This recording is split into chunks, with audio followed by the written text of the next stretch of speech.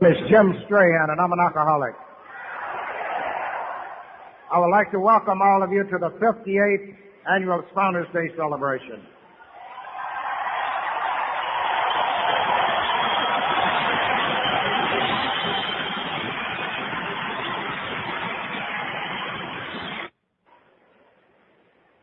And if I can make it to midnight tonight, I'll have 12 days, 5 months, and 26 years of sobriety.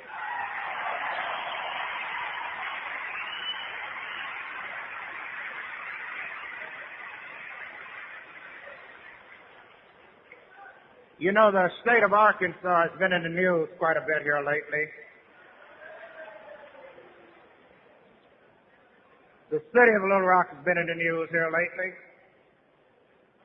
Last year when I got ready to get my speaker, I called Little Rock, Arkansas, tried to get the man I got tonight. He told me that he was unavailable, but he gave me a man that could come. You remember last year I had Louis M. from Little Rock, Arkansas. In November, when this great country of ours got ready to elect a president, they went to Little Rock, Arkansas to get a president.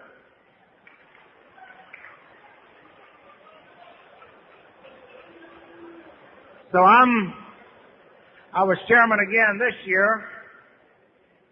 And I thought since Little Rock, Arkansas has been so good to us, I would try again to see if I could get a man from Little Rock, Arkansas. I called him. First, before I called him, I said a prayer. And I called him. His wife answered the phone. I told her who I was. She got him to the phone. I asked him if he would lead Founders Day. And he said he didn't know it. He'd have to check. He'd check his... And he told me to call him back in a couple of days. I called him back in a couple of days. I prayed before I dialed that telephone too. And I called him, and he said yes. And I was the happiest person you could have seen that day. I went to the airport yesterday, picked this man up, 4 o'clock in the afternoon. And up until then, I thought I knew this man pretty well because I've bumped into him all over the country. But after spending the last couple of days with Joe, I found out that I didn't know anything about him. This morning we got up and we got ready we was on our way to breakfast, and we was talking about both our favorite subjects, the Big Book. And here's a man that's given big book seminars all over the world.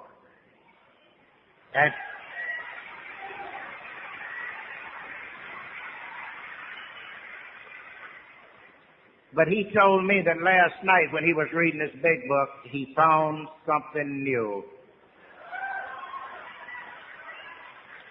So that tells me that I've got to keep reading.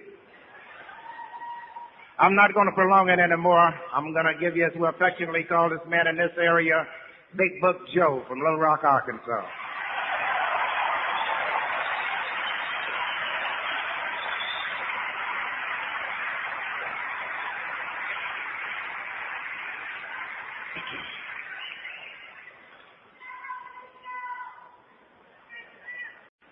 My name is Joe, and I'm a real alcoholic. Through God's grace and because this program works one day at a time in my life, I haven't found it necessary to take a drink since March of 1962. For this, I'm extremely grateful.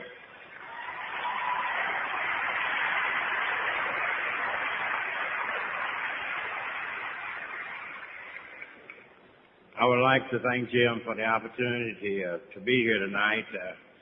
As he said, he was very persistent. He would call me every year in January for about 3 years. I felt kind of bad. I said, this guy is too sweet and too nice. I have got to do something. You know, I think it's very appropriate to be here. I think I'm in the right place at the right time when I was supposed to be. You know, I think I feel in awe tonight as I stand here in Akron, and I have been in and out of Akron. This is my first time to Founders Day. And I think that it's very fitting that this weekend that we come back and say thank you. You know, that's what this is all about for me. You know, to show this area, Akron and the city and its people, and the first 40 people, thank you for the way of life that you have given me.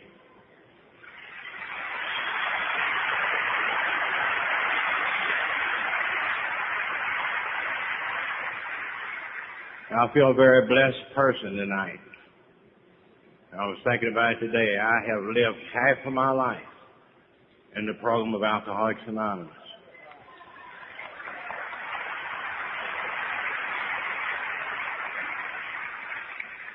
They say in an AA talk we tell a little bit about what it was like and what happened and what it's like to now. And I'm always fascinated with the opportunity to talk about these areas of my life. I could talk a lot about what it was like. I think it's necessary for us to identify with each other. I could talk a lot about forever tonight about the wonders of my life tonight. My life to me is another dimension of living. The book speaks about that I never knew existed. But I think what's really the most important thing that we need to talk about, regardless of where we are on the road of recovery, just beginning like the young lady with 1 day, or the gentleman with 56 years, we all have the same problem. What happened in our lives? What happened? How to renew this miracle of our spiritual experience, of our life-changing process? How did this happen in our lives? This is the most important thing we need to discuss. You know, I don't know why I'm an alcoholic. My home's in Louisville, Kentucky. I was thinking about that this week, too. It's one thing how these periods of times how we reflect back on our lives. Sometimes we never really get to examine our own lives.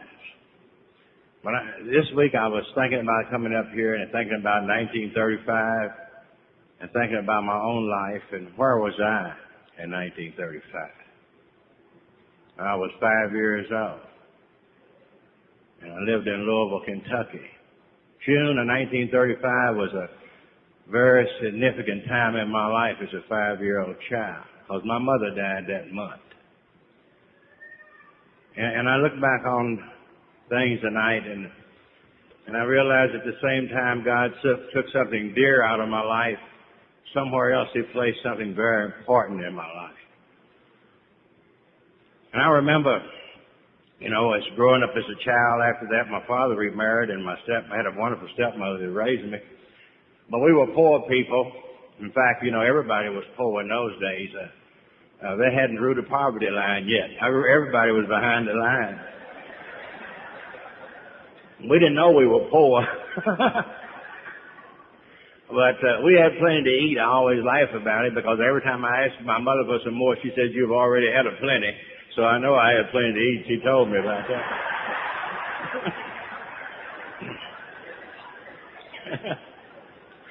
But I remember growing up in this environment and this life, and I don't guess my childhood was any different than any other child's.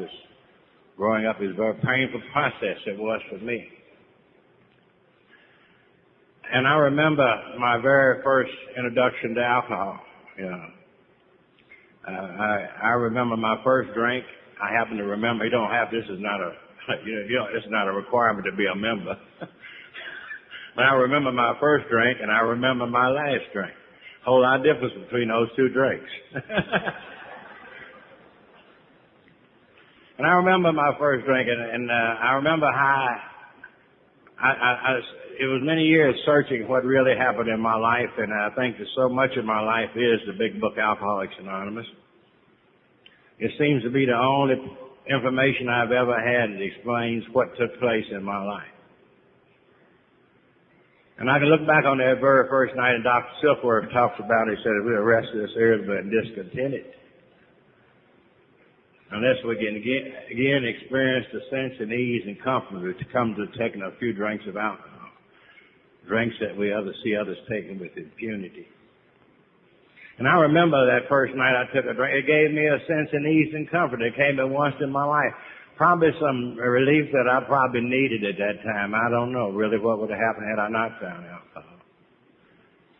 But it allowed me to talk to people. It allowed me to be a part of. And it probably allowed me to, I began my road to alcoholism. You know, I hear a lot of different things that people say that cause you to become an alcoholic. I'm not into that, you know. I think drinking whiskey's got a lot to do with it.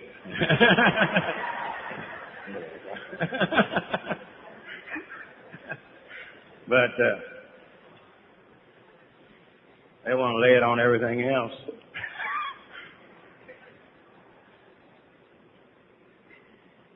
But I remember I sat out on the road, and I think, you know, some people, like the fellow this morning, drank for many years before he had a problem.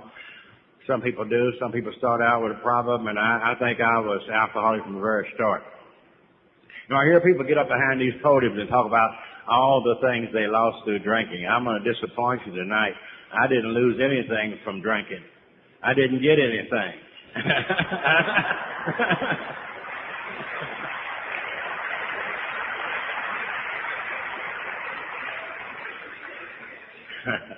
I started out at 18 years old, and you know, and I did not know I was an alcoholic. Now that's strange. In fact, no alcoholic really knows he's an alcoholic. You know, according to society's standards, I was not an alcoholic. But I know right today, according to what AA knows, and that's about the only place where you can find out if you're an alcoholic, is in Alcoholics Anonymous, because those are the only people that know anything about it. So I was an alcoholic and didn't know I was an alcoholic. And when you're an alcoholic, you don't know you're an alcoholic, then you do what non-alcoholics do. Try to, like get married and get a job and... And if you're an alcoholic trying to do what non-alcoholics are doing, you're in one hell of a shape.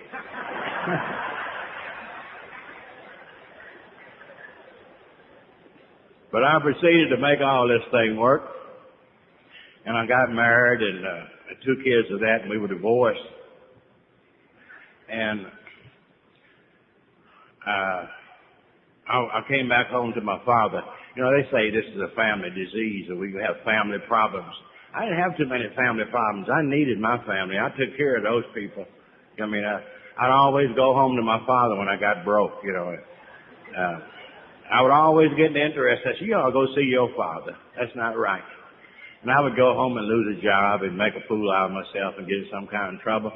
And I would say, this town ain't no good. I think I'll leave. And he'd say, how much you want to borrow? He would always lend me some money to leave.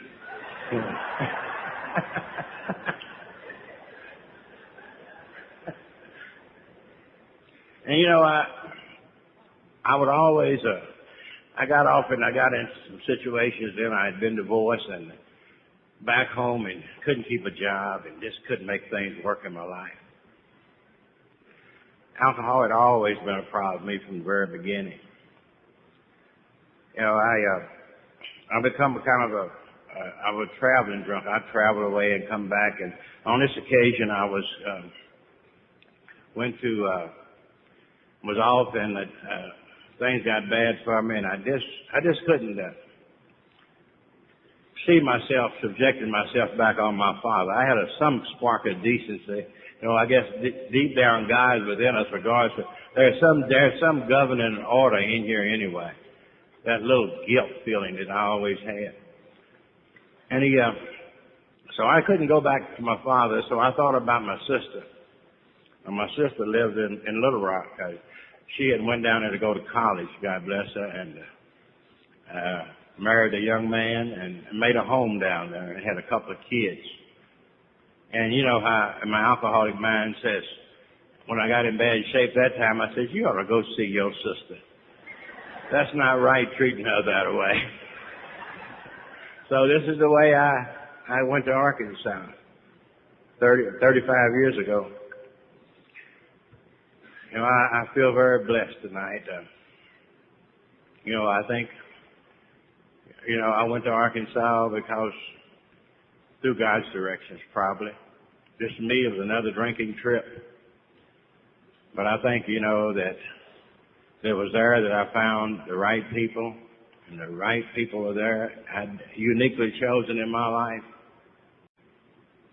to bring about my recovery. But little did it look like the great beginning of a great purpose when I went to Little Rock. I got off the Greyhound bus that night, and I had $4 in my pocket. That was my world's possessions. I had a little ragged suitcase about that full, a little drunk suitcase. You know how drunk suitcases are. They're not too crowded. And for some reason or another, you have to tie a necktie around one end of one latch and tie a neck. That's why I was just a drunk suitcase. Drunks still travel the same way. I watch them today. Like I say, I run a treatment center, and I see drunks come in. They still got them drunk suitcases. And sometime nowadays they don't switch to garbage bags.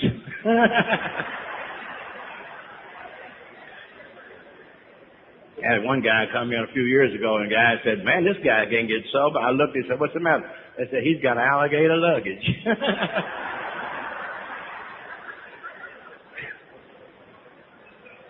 But I got there, and I could always find me a job. I never seen a real alcoholic that couldn't find a job. A real alcoholic has several professions. Yeah, it's a real alcoholic when you do almost anything. He's telling you the truth. So I got me a job, went to work, and I lived with my sister. And I always look back in life, I was struggling in my life. I just had got there. Things were in bad shape. And living with my sister. My sister's a very religious person. She's as sweet as she can be. But she's always been involved in the church since we were kids. She stayed with us. She has a beautiful voice, and she's into music. She plays the organ in the church. So she was the organist in our little church at this time there in Little Rock. And her husband was the lay speaker of the church, later become one of the ministers of one of our largest churches there. But these were young people working in the church, and they would get up, and I was staying with them, and they would get up and go to church every Sunday morning, and I'm laying in there trying to get over Saturday night. So it sounded like that they were inviting me to church, and then it sounded like they were threatening my existence, so I decided to go to church one Sunday morning with them. And this is where I met Lou Bell, my alumni. It's a great part of my life, part of my recovery. I doubt if I'd be here tonight without it. Wasn't nobody but me in my life at that time, and Lou Bell and my sister were good friends. Lou Bell was in the choir, and the choir director, and they good friends. And so I remember how we met there at the church that morning. I had a good front. After all, I had the organist and the lay speaker. They were fronting for me. I tell all we alcoholics are pretty good at selling fast conversation to these slow-thinking Al-Anons. And I did my best job on her that morning, and I remember I have never done a job that well. Now, I'm working out of this suitcase. I'd been there about 3 weeks. Lou Bell had a good job for a working lady. She had a new car, and she owned her own home. And I thoroughly convinced her that she needed me to take care of her.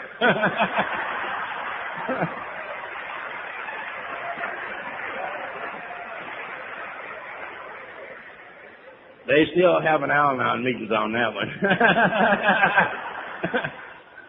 Anyway, we were married shortly after that, just a few months, and I stayed at home I took a little vacation off my job. I was a waiter.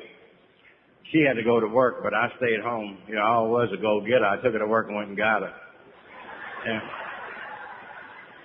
And after about a week of celebrating there, I had the honeymoon by myself. Drinking, sitting at home. After about a week of celebrating, I drank myself into the old state hospital. Now, we didn't have, this was before detox centers and treatment centers. We had asylums. I'm glad they still had those things while I was drinking. If they got those treatment centers we got now, the type of drunk I was, they'd have detoxed me to death. They would have killed me. But they put you in there with them mental patients. You know, here I am married a week or 10 days, and there I'm in a nut house already.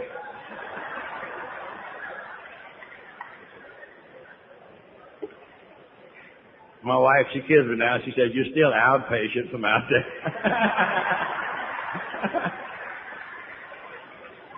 Anyway, and I was the smartest guy in the nut house. You know, man,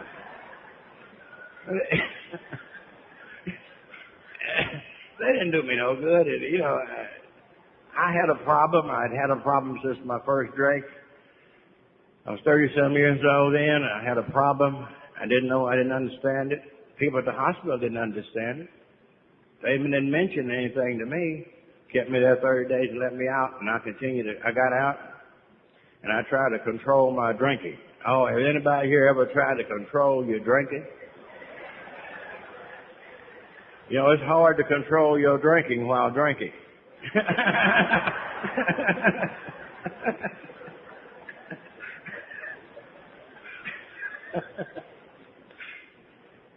You know, so I went through this period of time and off and on, and I was doing this. I was on one of my excursions, and I met a wino of all places in a bar in Kansas City. I'd been up there for a few months on a drunk. And there was a little wino in the bar, and one morning he didn't have any money. It was 4 or 5 of them. They were trying to get a pint of wine. It was 60 cents. They didn't have no money. I had about $3 or $4. So I told them I'd buy. So I bought a pint of wine. And this girl would pour the wine up in the glasses. They wouldn't give them the bottles. They didn't make them pour it up in the glasses. And she could pour it. One just go right down the line. When she got through, the glasses were level. But all the winers would get out and, you know, check the level out. No, nobody's perfect. And they would finally determine that one glass did have a hair more than the other. And they would give that to the guy who bought. You know, winos are classy people. So we were standing there talking, and this little wino in a bar. God uses strange people in my life. It's not the high and almighty. It's not the educated most time that's affected my life. It's the common people, the little people that God spoke to me in my life. This little wino in the bar. You know, I had talked to a psychiatrist at that hospital. He didn't know anything about it. And I talked to this little wino drinking my wine. He said, "Joe, you know, you're a pretty nice guy." Well, I've been knowing that. And he said, "You're a lot different from me, and you're a lot different from a lot of the guys down here on the street." And I know that wasn't like him. He's a wino. He said, "But there's one thing wrong with you, Joe." And I said, "What's that?" He said, "Joe, you're drinking too much." But here was a man standing in the middle of one of the biggest problems I ever seen. He should know what's something about it. For some reason or another, Van affected me, the first human being that had ever affected me. And I began to think about that. And I began to say, well, you know, I got a problem. Yeah, I do have a problem. That's just where I began to see my problem. See, I had a problem, but I didn't know I had a problem. The first step to recovery is when we can see and understand our problem. This is the first step to recovery. Van began it there with me many years ago. 2 years before I got, Van told me I had a problem. And I began to look at myself at that, and I knew, I said, well, you know, I need to get out. I got out of that town in about 3 or 4 days. It bugged me so much. And I came back to Arkansas, and I decided that I had a problem. I had a drinking problem. You know, that's the way we start off learning about this.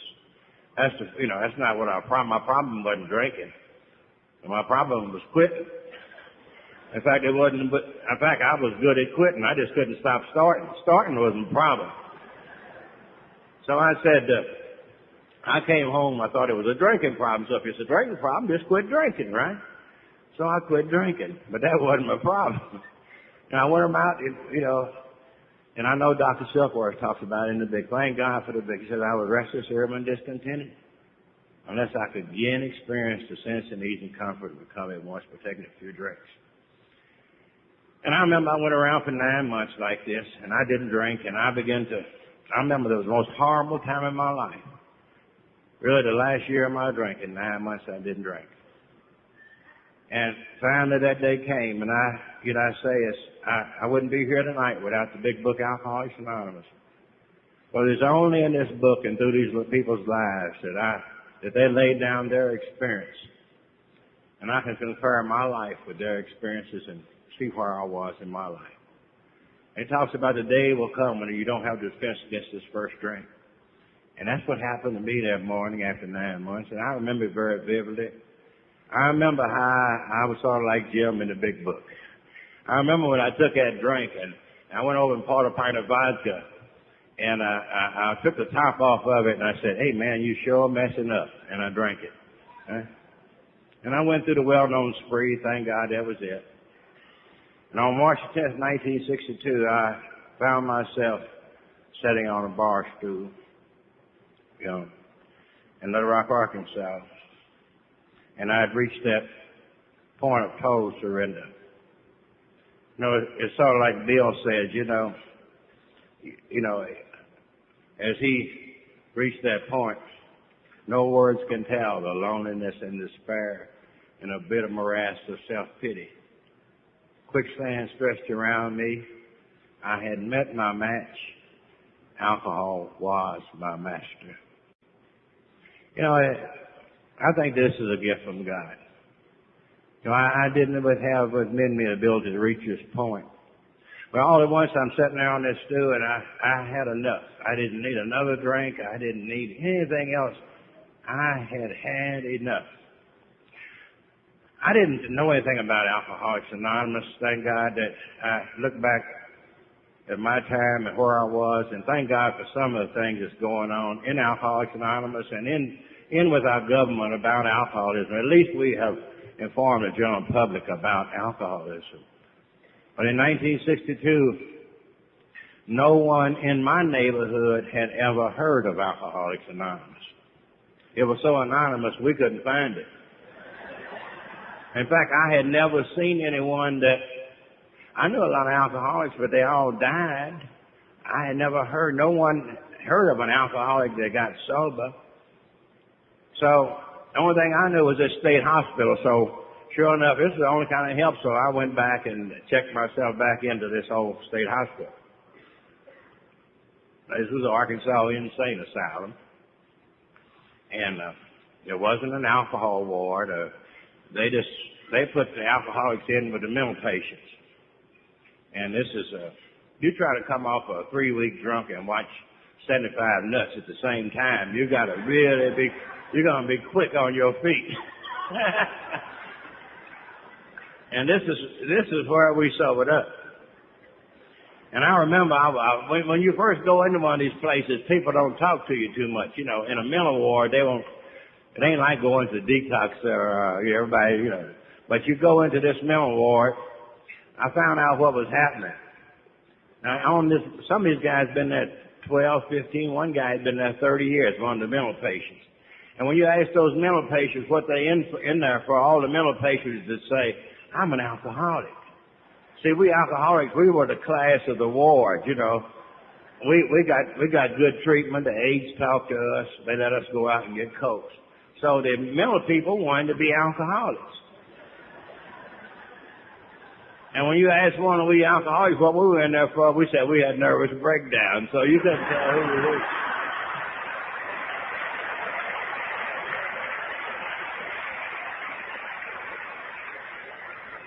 So I told these guys, these 4 or 5 alcoholics on the ward, they said, I told them, I'm here for drinking. I didn't say nothing about no alcoholic.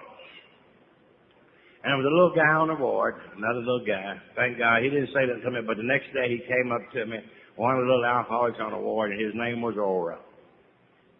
And I thank God for Ora in my life. Ora was the first person that approached me with the book Alcoholics Anonymous. He was not a learned man in the program. He didn't have great knowledge of the big book. He had 2 weeks of locked up sobriety and the big book Alcoholics Anonymous. And what he got my attention, he had a carton of Camel cigarettes. And I didn't have no money and I didn't have nothing to smoke, and Ora's got a whole carton. Now nobody on God prepares his messengers. Nobody on this ward had a ready roll, but Ora had a whole carton. Now I'm sitting in there. I never rolled. They gave me some of this roll-your-own tobacco. I'm coming off of a 3-week drunk and I'm shaky. Never rolled a cigarette in my life. I would try to roll that thing and it would fall down in my lap. It would burn me, flare all up, and I wanted a cigarette so bad. I don't have any trouble talking about your life is unmanageable. Because the only way I could smoke was take my tobacco and paper and give it to one of them nuts and let him roll it and lick it and give it back to me. Yeah.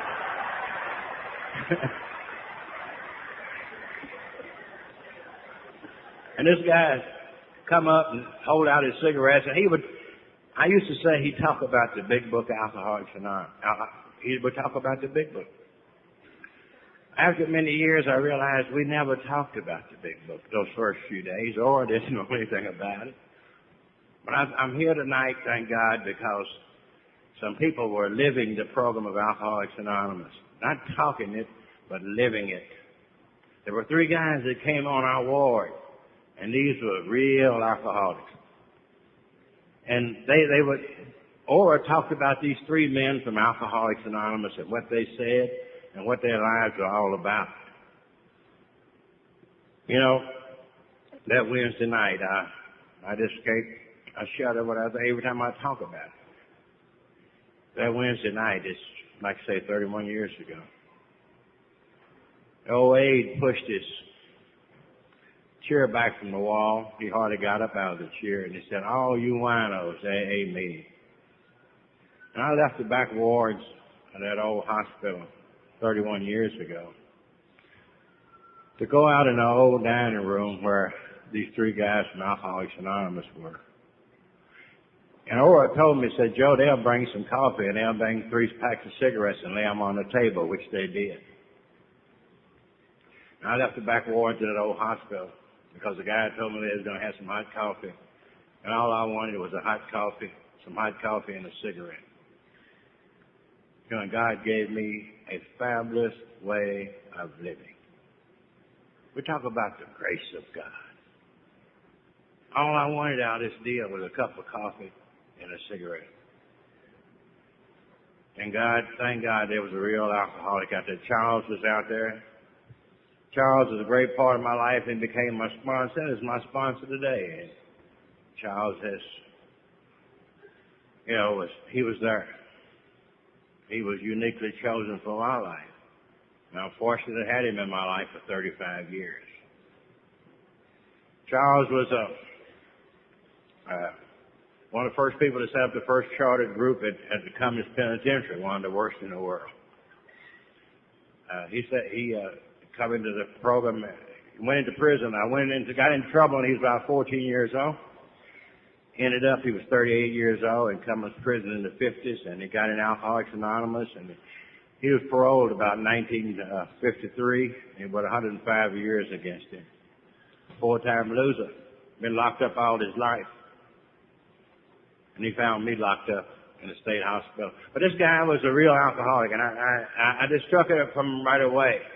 And I remember I always had an opinion about what was going to happen if anybody messed with, and these AA people were people that meddled in your business. That's what I thought. And I didn't want nobody meddling in my business. And I said, if they could meddle, but this guy didn't meddle in my business. He talked about himself, like I hope I do tonight. In fact, he talked about himself so bad that he got my attention, like the big book says. Let him ask you. So I went up after the meeting and I said, Charles, I hear what you said about your life, but I invited it, and he was waiting for me too. I said, what do you think I should do? And he looked down at me with a big smile, just like he does today. He says, fella, I was telling you what I did. He said, frankly, I don't give a damn about what you do. That's your business. Right?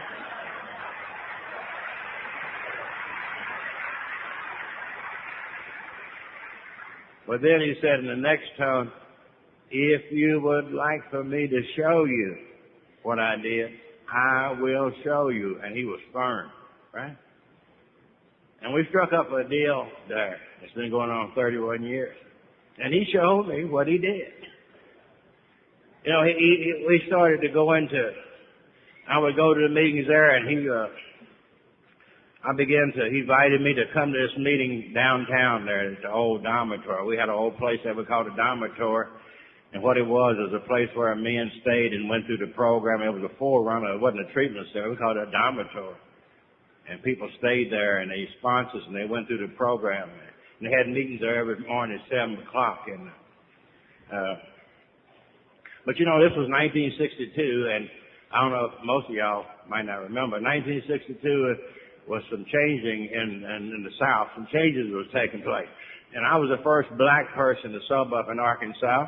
And in 1962 wasn't the best time for that to happen. You know, to be the first black doing anything in Little Rock, you know.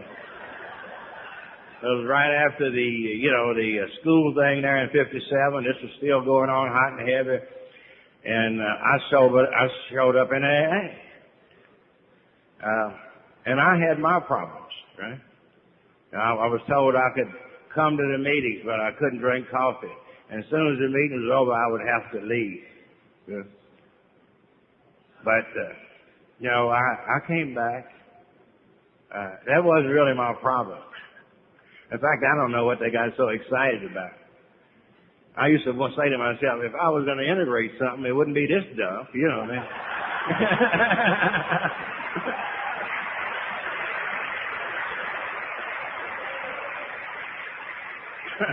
Really, but I came back, and as I say all the time, I came back because I had a right to be there. You know, it ain't but one thing that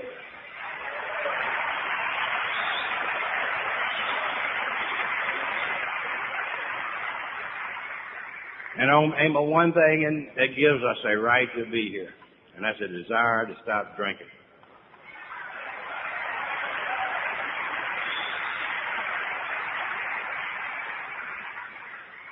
That's the ticket that gets us in here.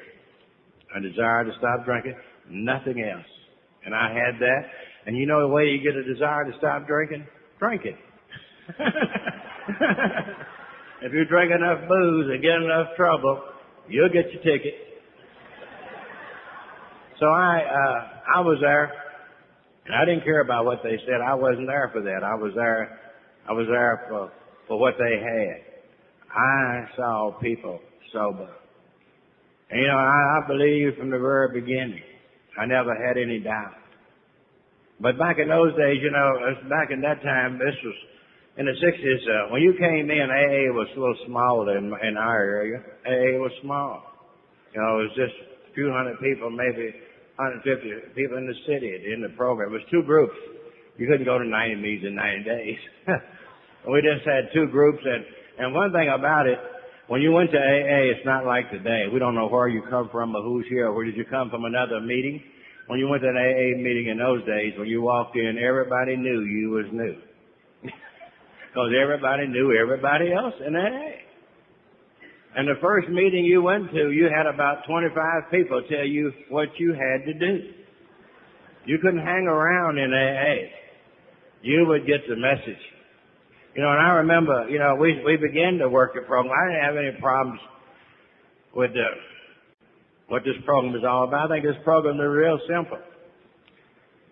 And it was in my life, and see it today, and so much it was, I can see it in the earlier people. The program is they laid it out. The same basic way that we solve any problem. The problem of alcoholism is just like solving any other problem. There's a procedure to it. And the steps is laid out so beautifully. Masterfully done.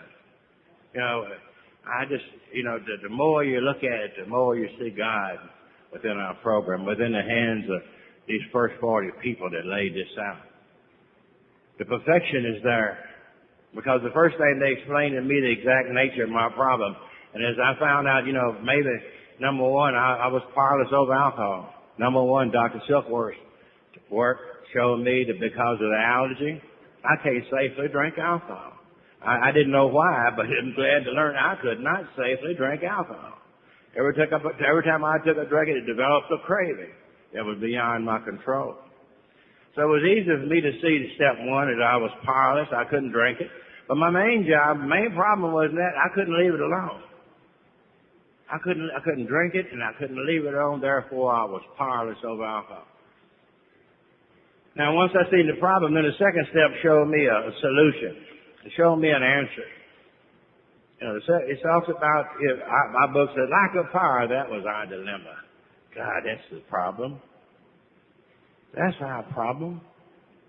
And they said, well, if that's the case, then obviously it takes a power greater than ourselves. If we don't have the power, it takes another power outside of ourselves. And then the very next statement, it says on page 45, well, that's the main purpose of this book.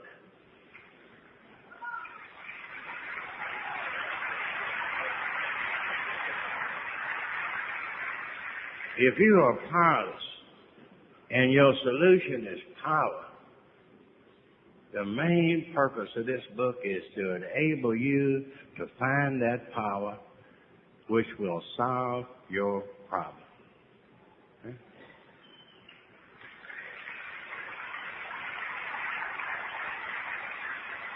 And once I seen my problem, it was easy for me to believe. In fact, it was totally impossible for me not to believe when I seen all these other people that were sober. I began to believe that I could stay sober. And I think this is what we're talking about. You have, whatever you believe, you become. You know, believing is the beginning. You know, this is where we start. As soon as we become believe or become willing to believe, we emphatically show you're on your way. And I was in an atmosphere of believing. My sponsor, I could see it in him and what he had done for his life. And it was easy for me to believe that this power could restore me to sanity.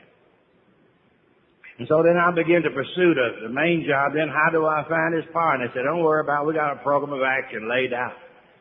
And if you take this program of action, you will find the power, and the power will solve your problem. And it was a real simple process, and as we went through the steps, and this was all inside of 6 weeks. When you come in the door, you started there. Yeah. You come in the door, you started.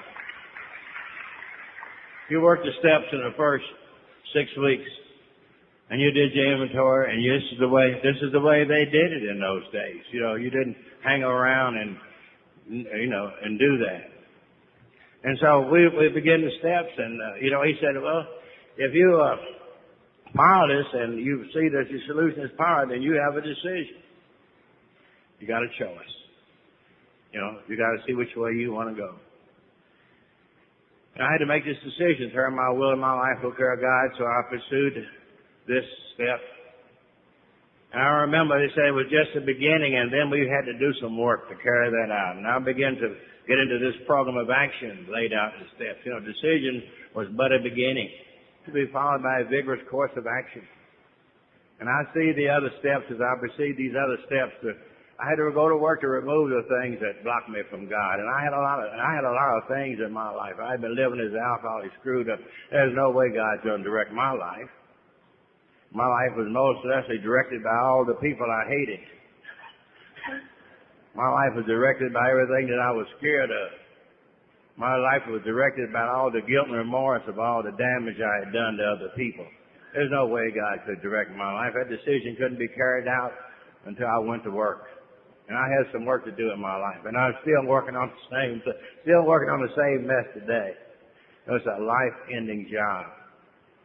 I continue that action as I did it then in steps 4, 5, 6, 7, 8, 9. There's a program of action, hard work. Nothing thinking about those steps. Those are working steps. Those are work.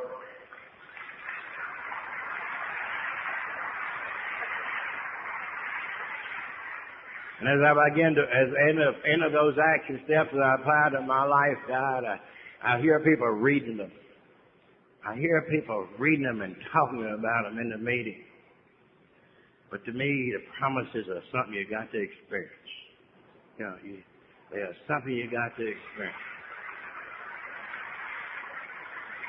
And I remember when I first experienced them in my life, when I first began after doing this work, when I knew a new freedom and a new happiness, when I was able to comprehend the word serenity.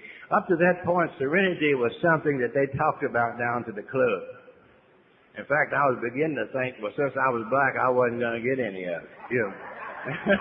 They were going to really hold out on that part. But I remember for the first time in my life, one day I was standing at work. I remember where I was. I remember what I was doing. The first time I could comprehend serenity. You know, to comprehend serenity, you have to experience it. I remember the first time in my life. And I no longer believed this would work.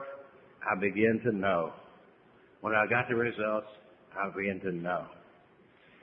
You know, I continued in this thing, and I remember right away I did other things. I began to find out what I could do. Within 3 months of Alcoholics Anonymous, I guess in the beginning, even though they didn't want me, I always feel I was a part of Alcoholics Anonymous. I always felt home in Alcoholics Anonymous. In the beginning, I knew that this is where I needed to be. In a very few months, I began to work with alcoholics. I was just over about 6 months, maybe or less. Some guys told me, said, we got some people in a jail down here in the county jail. It was kind of like kind of a medieval operation, one of those $1 a day on your fine for drunk. And they would have to work it out, and so they said, you go down. Some guys were carrying a meeting down there, and so I went down there one Sunday morning with them, and I remember the next week they said, you going to come back? I said, well, I can't come every Sunday because I work on Sunday. And then, so the next Sunday, I didn't know whether to go or not and whether they were going, so I said, well, I better go because they might not go, and they didn't show up. In fact, they never did show up anymore. They kind of left me with that. And I began to work with these alcoholics on the county farm. I went down there every Sunday for 10 years. And this became something for a way of life for me. And I began to love these people, and they were winos, street people, and it became my life.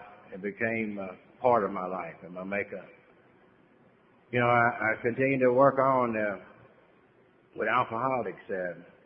Shortly after about 4 or 5 years, this little old treatment center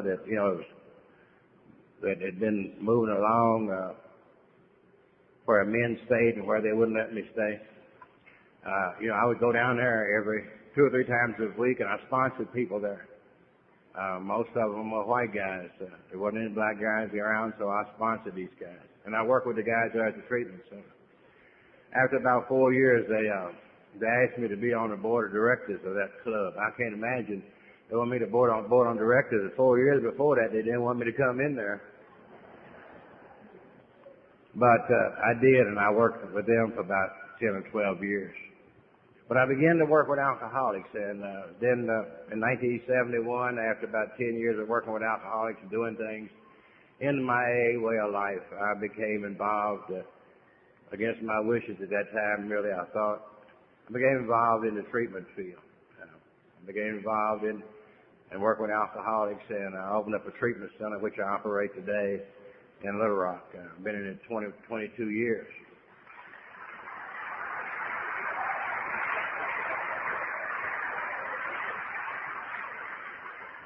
And I street people. But the many things that happened in my life, as I talk about the miracles of our recovery, I think it only could happen in the program of Alcoholics Anonymous. I think about all the other things that have taken place in my life. I began to work with alcoholics. I began to work with state government to help alcoholics in our state. I'm very proud of that work. I have one of the governors, every governor, I believe, since I worked with every governor beginning with 1968, I was appointed to a commission to set up our first programs in the state and to become a part of the authority that run those programs. And I served under every governor up until this time. And I've tried to do a lot of things within my state to help alcoholics. One time I was chairman of the commission that runs all the programs in our state.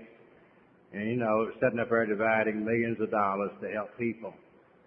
And at the beginning, I could not even go in one of those programs. So I think nowhere else could this happen but in Alcoholics Anonymous. As truly as my life is a miracle of this program. And I think that's what we all here this weekend about, is celebrating a miracle. Not only a miracle in the beginning, but a miracle in our lives. And an opportunity to come back. An opportunity to say thank you, Alcoholics Anonymous. You know, sometimes we kind of suck so brightly up, you know, and take the good way of life. I've seen so many people do it. I still see today, but I've always, you know, felt like, what else can I do for alcoholics? What else can I do for Alcoholics Anonymous? My book says, you know, if this has worked for you, you know, if you have applied this in your life and it has worked for you, then it's our responsibility to carry this message to other alcoholics. This is our responsibility. So not only shall we come back here tonight and say thank you, but I think it should be, to me, it's a time of rededication of what we are all about. You know, out there, many alcoholics still suffer, and that is our responsibility. So it's been good to be here tonight and to be able to say thank you, Alcoholics Anonymous. And in closing, I'll look back at one of my favorite stories, and it's sort of like we alcoholics. In the big book, there's a story in there about some leopards. And I think we are the modern day leopards. You know, leopards were people that they didn't like to have around. They were unclean, and sort of like we alcoholics. And so what they would do, the custom was to keep those people with leprosy far off somewhere. And it seemed like that the master was out, and he saw these leopards, and they came running toward him and some other people, and he said, no, don't come over here. He didn't want to break any of the rules of society. He just said, y'all go toward the temple, and you will be healed. He said, don't come over here. Just go right on toward the temple, and you will be healed. So these 10 leopards started walking toward the temple. And as they walked, they noticed they were cleansed. You know? And you know what? It's just probably like our alcoholics. 9 of them kept on going. 9 of them got real busy. I got to go see my girlfriend. I got to go get me a ride. I got to go see about my job. 9 of them got busy with their business. Okay? 1 of them came back. You know, I think that's about the way today with us. You know, 1 came back to say thank you. Okay? And I think that's what's so. We are here this weekend. And I think we can leave, we can be whole, as he said, our faith has made you whole. We can feel a little more complete when we go back to work Monday morning. We'll feel a little better about ourselves. And I know I will feel better about myself because I have had the opportunity tonight and come back to say thank you, Alcoholics Anonymous, for a fabulous life. God bless you.